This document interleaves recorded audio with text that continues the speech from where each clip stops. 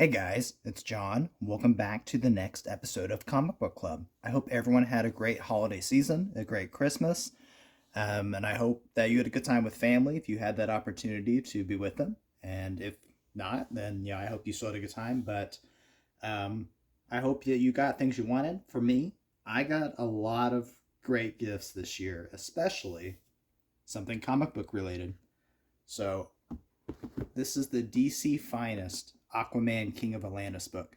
And what it is it's a collection of a lot of the Silver Age Aquaman stories. And I've already been reading through the first few stories in here. And, it's great. The coloring's great in here. All the stories come across pretty well. The art is fantastic. And what we have here, this is basically Aquaman going from working with Topo to working with Aqualad. So we have Topo's first appearance. In fact, the very first story is Aquaman's undersea partner. So it's him having to choose. You can see we have three different animals here. Which one's going to be his sidekick? And the octopus ends up being his sidekick. And then a few stories in, Topo actually gets named. And what was odd about it is they didn't make a big point of him having his name. So all of a sudden, oh yeah, he has a name. Didn't you know? So right here in this panel, this is Aquaman when Aquaman joins the Navy. In this panel right here, it says, one day as Aquaman patrols the waters aboard his trusted sea steed Topo the octopus. It's like, yeah, we should have known that. So that was pretty cool. A few stories into this. I'm enjoying it. I love, just look at the cover right here to kind of see what I'm talking about. I love the art in this because it's so grandiose and crazy.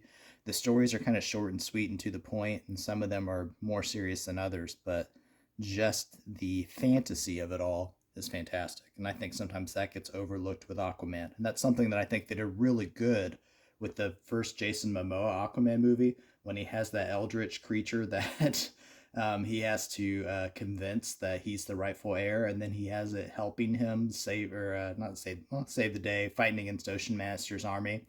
That was amazing, and that's the kind of stuff I think we need to remember about Aquaman is that the ocean is a crazy place. So, anyways, Aquaman, the King of Atlantis. That was a Christmas gift, so Merry Christmas.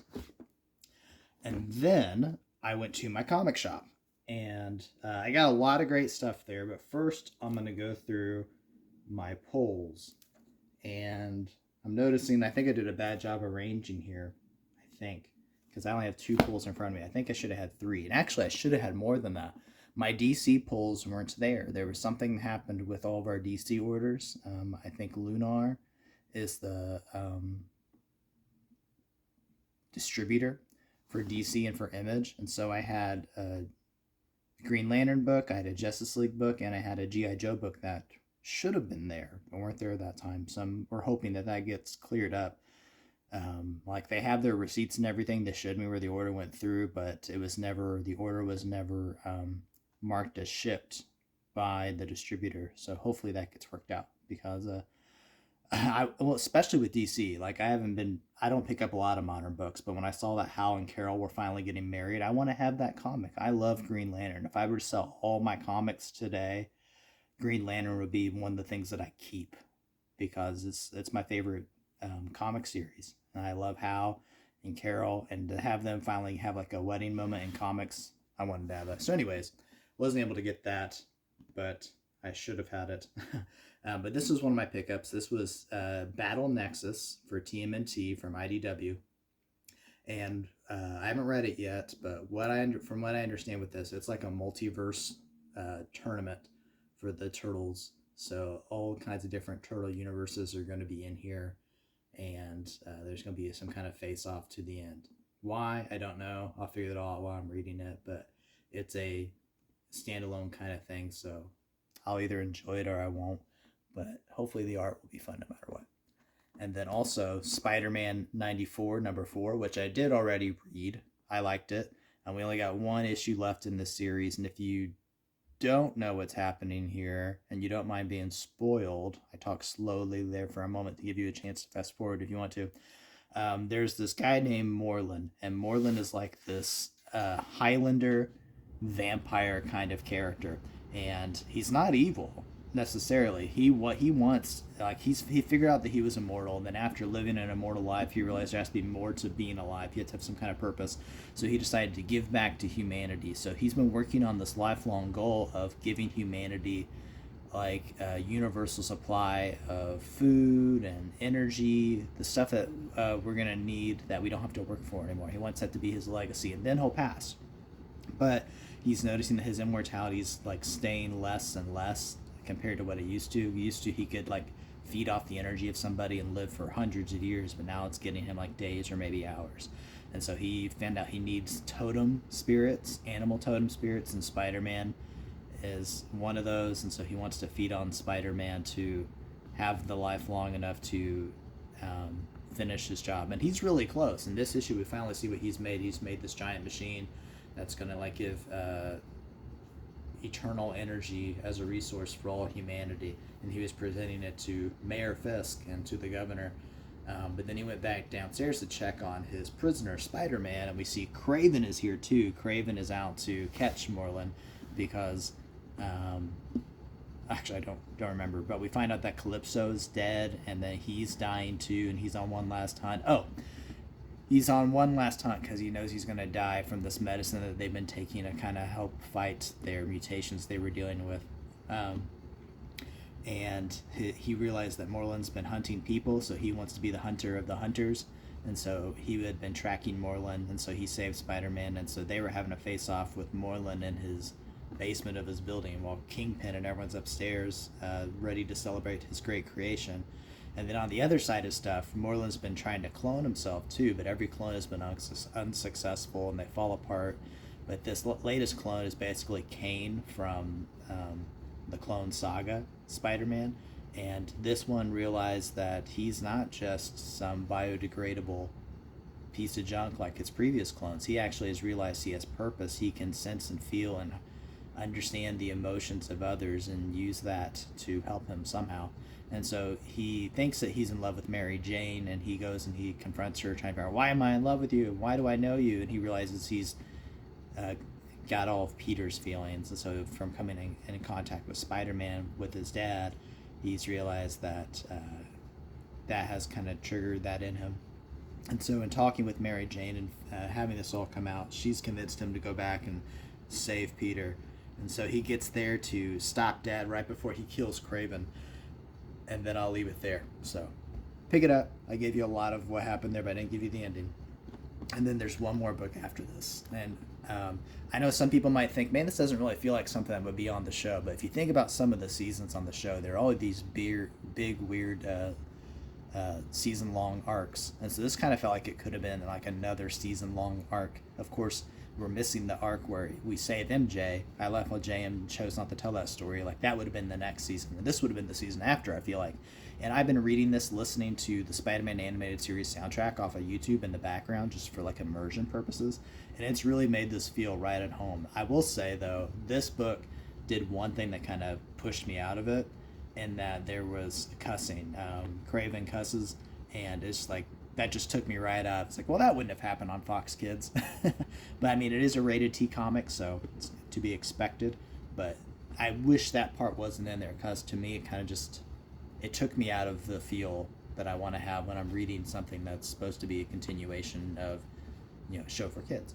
So anyways, those are my pickups. And I went longer with that than I intended to. I apologize if that was boring. But continuing on, now these were some of the stuff that I found. And I'll start with the non-Marvel DC stuff. And there was some great treasure in here for me this time. So Brigade number 0. This is part of that Extreme universe with Youngblood and Supreme. And then I found this. Jack Kirby's Secret City Saga. And I've already read this one. And then, actually, let me go through this and I'll talk about it. So this is number 0. And then we have Bombast number 1. He is one of the characters here. Savage Dragon makes a cameo appearance. And they have a nice little Marvel-esque one-off here. There was a trading card inside of Bombast, and this is from Topps, so these are great cards. This is one of those chrome foil-ish cards. And then Secret City Saga 1, 2, 3, and 3 actually came with a poster I'll talk about in a second, and 4. So it's almost the whole series, but when you open the books up, it kind of tells you that there is a way to read these. So you read number 0 first, and then each of these 3 characters has a one-off, like Bombast. So after you read 0, you read these 3 in any order, just get them read, and then you read the series. So I need to find, I think it's Captain Glory and Night Glider. I need to find their one-offs, and then I can continue on with this. But this is really great. So what's happening here? Oh, and let me talk about who else is involved in this. It's not just Jack Kirby's Secret City Saga. It's written by Roy Avengers Thomas, and it is drawn by Walt Thor Simonson.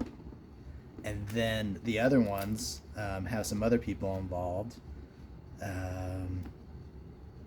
So this one, again, Roy Thomas. Dick Ayers is in here. And then on the rest of the series, we get Steve Ditko. So it's almost everybody Marvel except for Stan, which is neat in that it just kind of adds to the overall feel of these books. And the way these are drawn, they almost look like they could have been something that you read in the Silver Age of Marvel when Marvel first started. So the characters, like, they keep Jack Kirby's design, but the whole world is kind of drawn in that way too. I really enjoyed that. It kind of just has an otherworldly feel to it because of it, even though it's set in the 90s. But so in number 0, we find out that this is the 9th generation, or the 9th era of mankind's existence. And there just comes an extinction point that just happens every time. So like for 8 generations, mankind has fallen. But when they fall, they send something on to kind of help propel and protect the next generation, or the next era of men, just to help, so they don't face the same kind of trouble. And that's what the 9th Men were doing. As their world, we come into their story during their extinction event. And we see the scientists have a whole secret hidden city. That's why it's the secret city, where they've been preparing for this. They knew the end was coming for a long time, but didn't tell the rest of their people. It's like, well, it's going to happen. We can't fight it. But what we can do is help make sure this doesn't happen to the 10th Men. And so their idea was to create these 3 super beings to help save humanity in their next life. And so these guys are made, and they're put into cryostasis for 15,000 years. And then in modern day Chicago, they start waking up. And they wake up, and at least from Bombast's point of view, I haven't seen theirs. From Bombast's point of view, he's trying to remember, why am I here? What's going on? What was my purpose? And he interacts with different people inside the modern world, including Savage Dragon, as he tries to figure out what's going on here. But when you read issue 0, you see that they're not the only people who have been brought back to the new world. The 2 lead scientists planned a way to keep themselves alive too. And they brought all the other scientists with them, but they do something to them as they're being put into their cryostasis.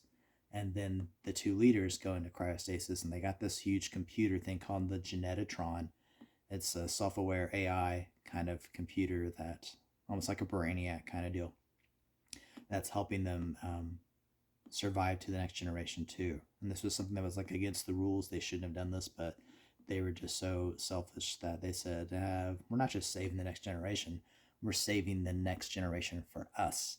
And so they're already alive in the new world, and they're trying to get it all set up for them so they can rule.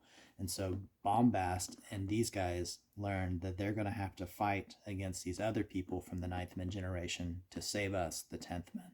So if that doesn't sound interesting, it's because I did a horrible job explaining it. This was really fun. The art is really great. And I can't wait to get their 2 shots so that I can finish the whole story. I really enjoyed it. And then here's the poster. Yes, that is Bill Clinton, because this is set in modern times. So it was the 1990s. So Clinton is the president. And these are the 2 evil scientist leaders who have made it so they've moved on to the next world too, and they don't want to save it. They want to take it for themselves. So they're, taking over the presidency. That's so it says the New World Order. So they're like the figureheads behind the U.S. government at that time.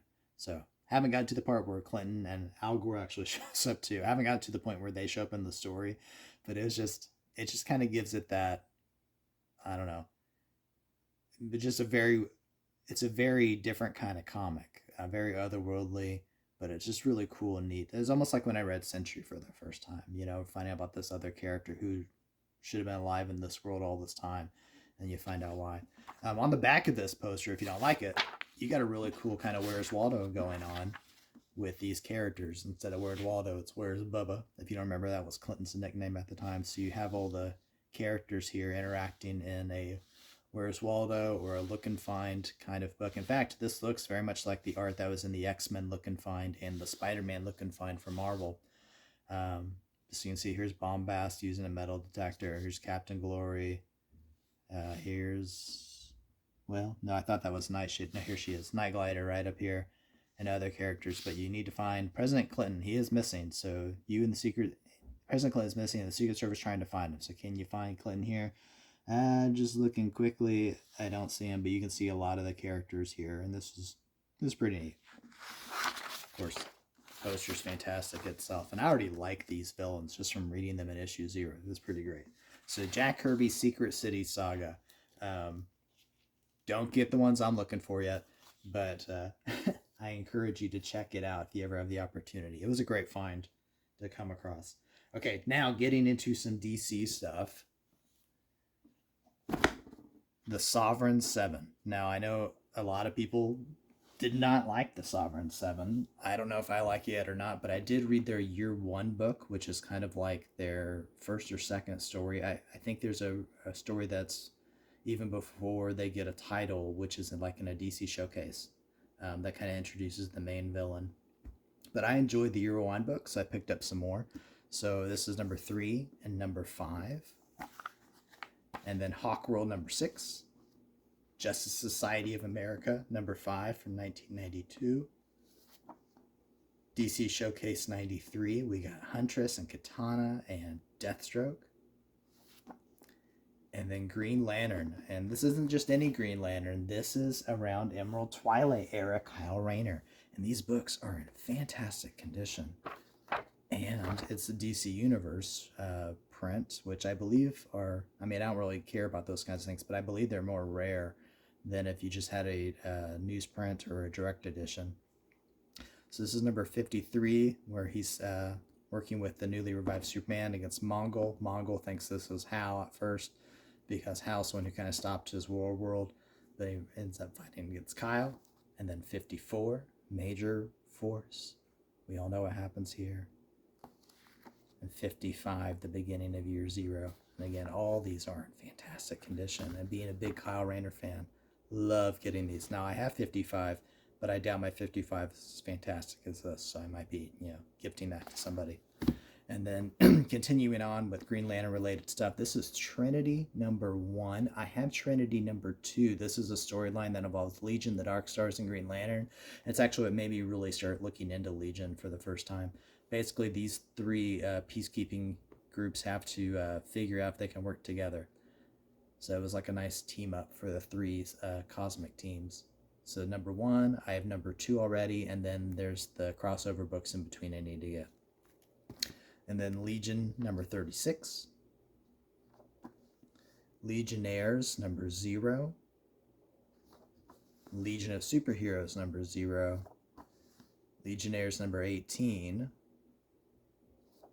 And then Legion 92, the annual for the Eclipso storyline. And we got Lobo here, and he's kind of cleaned Legion's clock, which is weird, as he's a Legion member.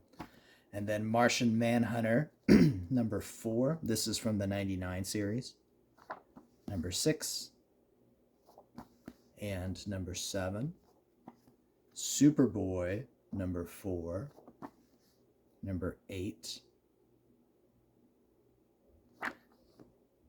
This is Superboy Prime, right? I think I'm just clocking that. That's interesting. kind of gives this fight some more purpose, or some more gravity in the world post Infinite Crisis. Seeing that now, so you get Superboy of the 90s versus Superboy Prime. I want to see how that plays out. I'm gonna grab this every time I see it from now on. Panic in the Sky is my favorite Superman story. It's basically been the big Justice League story of the early 90s.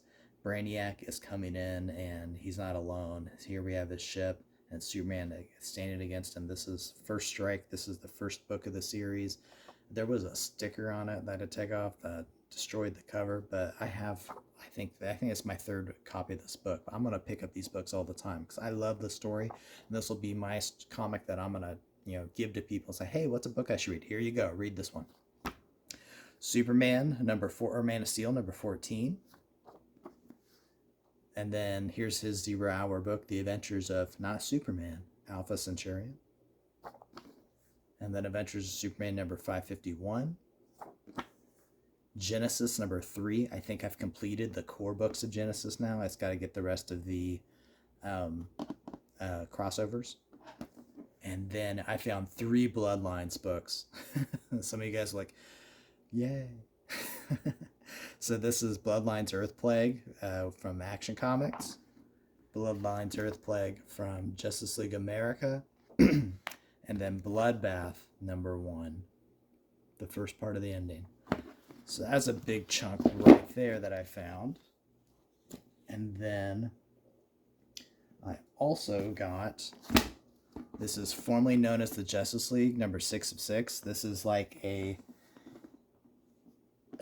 think like the X-Men. It's like there was the X-Men, then you have the X-Men Blue and Gold books, and then like, well, what about these other guys? Well, if we made a book just for Banshee and Morph, this is what's happening with Justice League at this time. So what about these other guys who used to be in the Justice League, but they're not now? Let's make a book for them. So this was a 6-issue run by Giffen and Mateus. So this is number 6. And then this is the restart of Justice League, I think, after Infinite Crisis, I think.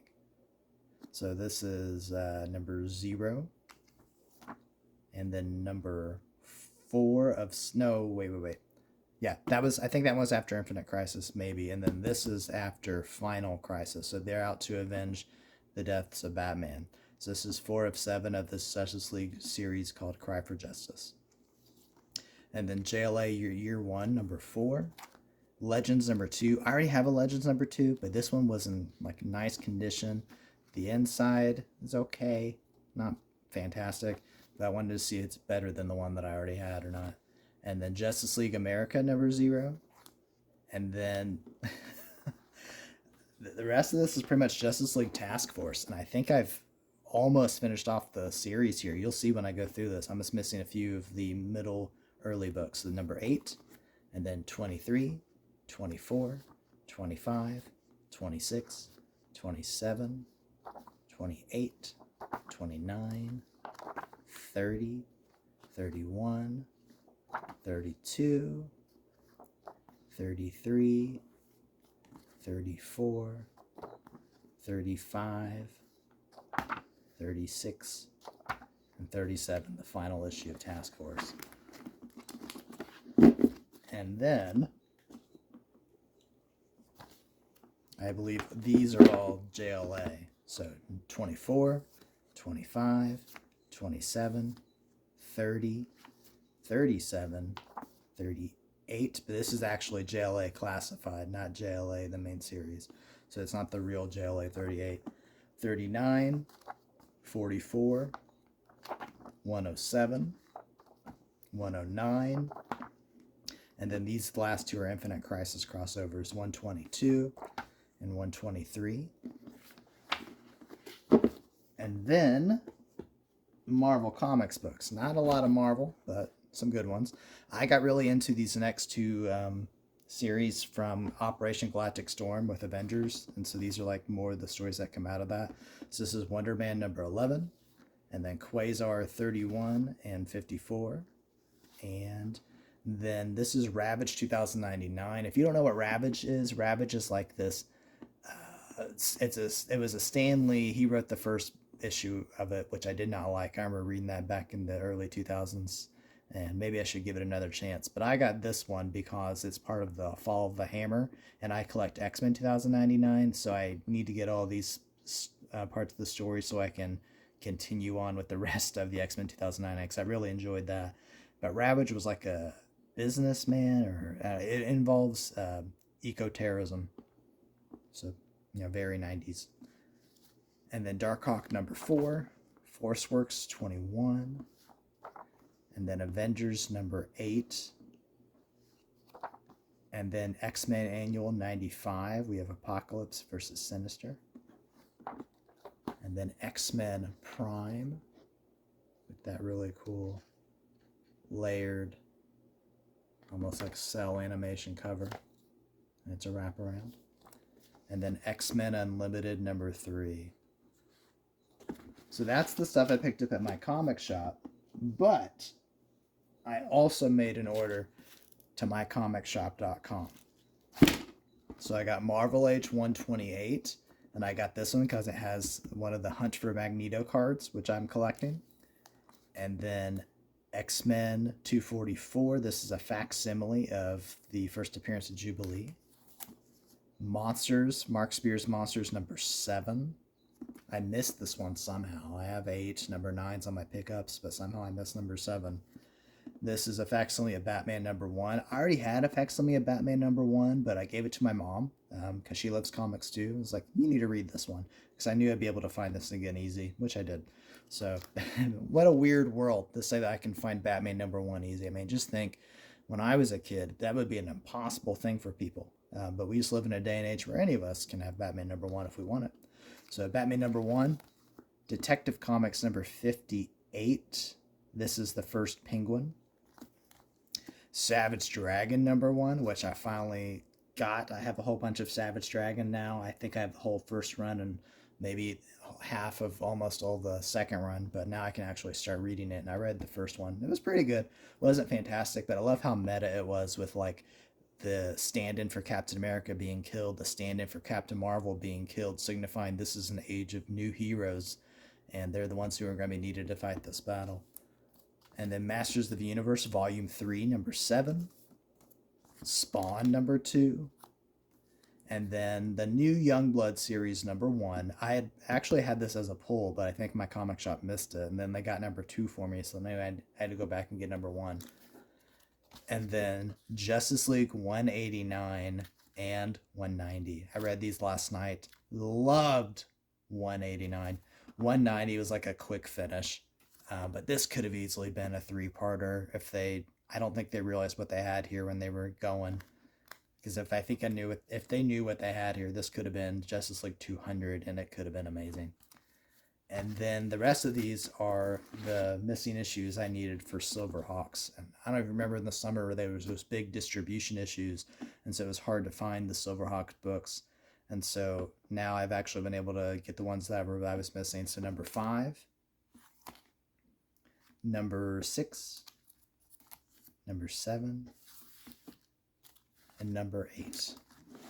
So a lot of fun getting comics, lots of great comics to read. I've already read a lot of great comics, but I hope you guys are going to your comic shop. I mean, think about a lot of the stuff I picked up. In fact, you might hate a lot of the stuff I picked up, but there's so much there that you might find something that you like. So go to your comic shop, check stuff out, find stuff you might not be interested in, try it out, and you might be surprised what's out there waiting for you.